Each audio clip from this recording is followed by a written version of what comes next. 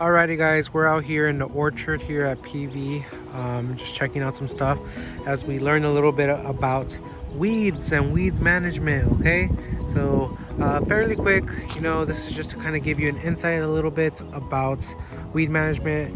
Being on Zoom University, it's a little tough, but I'm gonna try my best and show you guys what we have here. All right, so we're out here by the peaches and the nectarine trees right here, and we can see that these are still fairly young trees.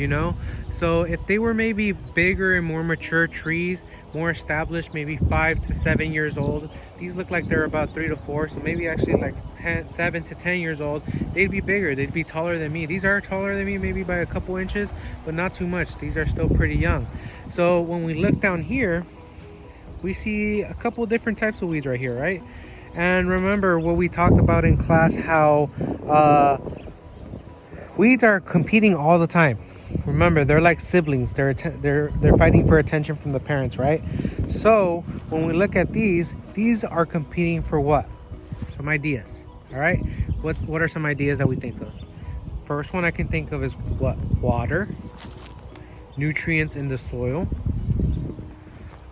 space, and time. All right, so these are not too close to this peach tree right here, but we can still see that it's a possibility that through the root system it can potentially be taking some of those nutrients here on the top part of the soil that can be meant for the tree right here. So just an example, okay? But for the most part, it's not too bad. It'd be worse if they were like right near the trunk. Something just to be aware of, okay? Like right here, we don't have too many. There's just some small ones, but not as much competition here, okay, in this nectarine tree right here. All right, cool. All right, we're still out here. It's a little windy, so I'm trying to speak very profoundly so y'all can hear me through this video. But here's a perfect example about competition where we didn't expect it to be really a weed. So let's think about these nopales right here. I mean, these cactus or cacti, I mean. Okay, so these nopales right here, they have a buddy, a shrub right here of an ornamental landscape plant. Don't know exactly what it is, but it's a nice shrub. Not meaning it's like our typical weeds that we see over there in the ground. But if our priority is to grow these nopales, these cactuses, these cacti, sorry, and we're really trying to remove any sort of competition of nutrients here.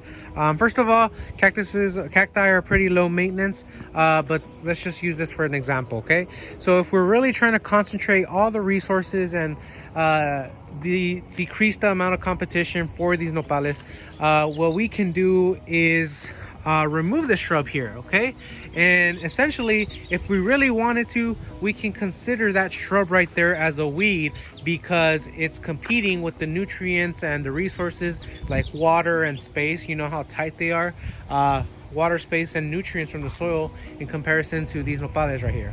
Okay, so just an example, real life example. It really depends on perspective, I mean, and what we really want to consider as our goal and what we really consider as weeds. Okay, like I said, those aren't your typical weeds like you see over here in the orchard, but remember, any type of plant that isn't desirable in a situation or location, it can be considered a weed. Okay, another thing I really want to bring up is that we'll talk a little bit more about this once we get into our insect management and or entomology part of this unit. But when you think about it, there's a lot of weeds right here. Okay, we got some fillery, we got some mallow, some London rocket, all right, a bunch of different weeds, very common out in the field, but these also serve as a suitable environment, or even think about it as a home for bugs and insects right here, right? If we look closely, we can even see that they're feeding off the mallow right here. But these are kind of like nests or little places where insects can hide and stay when they want to not be around and feeding, okay?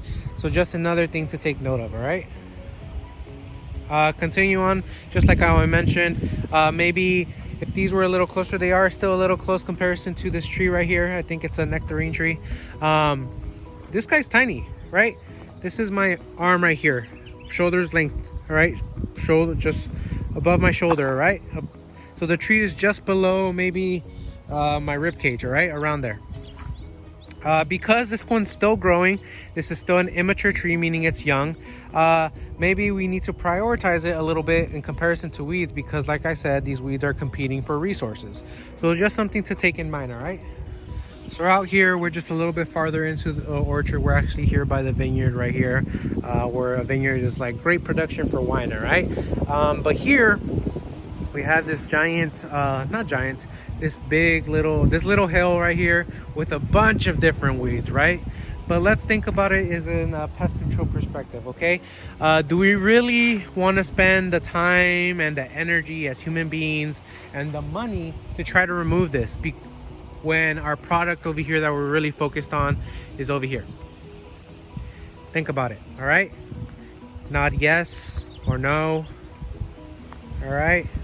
I want to see you, because I know I'm showing this to you in class, and I want to see your reaction. So actually nod yes or no, all right? The answer is no. We do not want to spend money, time, or energy worrying about these weeds over here. Why? Like I said, our crop that we're really focusing on is over here. So these are irrelevant to us. You know, they look ugly, and if we really wanted to look clean and pretty over here, yeah, we would spend some time over there, but that's not the goal. The goal is for our production to maintain at a proper yield and make sure that we are prioritizing our crop, all right? So I'm just coming back from the orchard, and I'm walking here to the classroom, and something I just really noticed is, look at these weeds.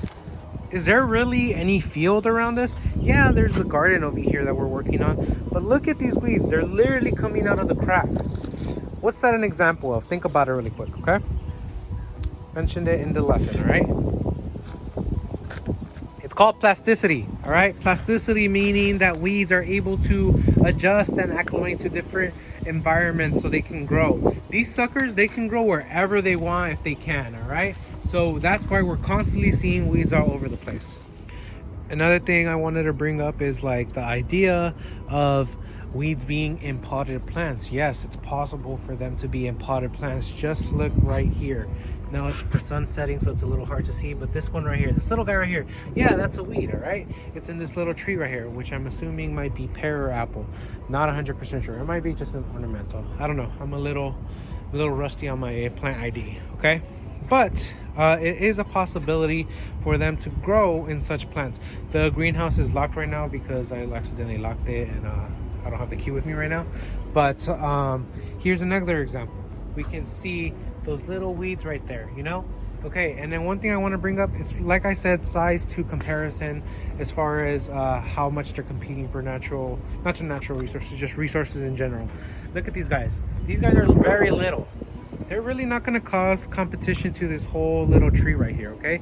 If it was a plant, maybe, I don't know, maybe something smaller than this, you know? Then we would see some competition, you know, with those resources. So just an FYI, also depends on size and scope and situation, location. Like I said, pest control is built on experience and perspective, and a lot of it is experience is what makes us more knowledgeable, and that's what pest control advisors and a lot of agronomists do. They diagnose the situation and then just work from there, right? So I think that's what I have for today. So even though we're on this virtual learning platform, hopefully that kind of gave you guys a better idea as to how weed management is applied and different experiences we use to better justify our diagnosis with how to manage weed stuff, okay? So now using the lesson and presentation and this walkthrough, you should be able to complete your assignment, okay? Let me know if you have any questions.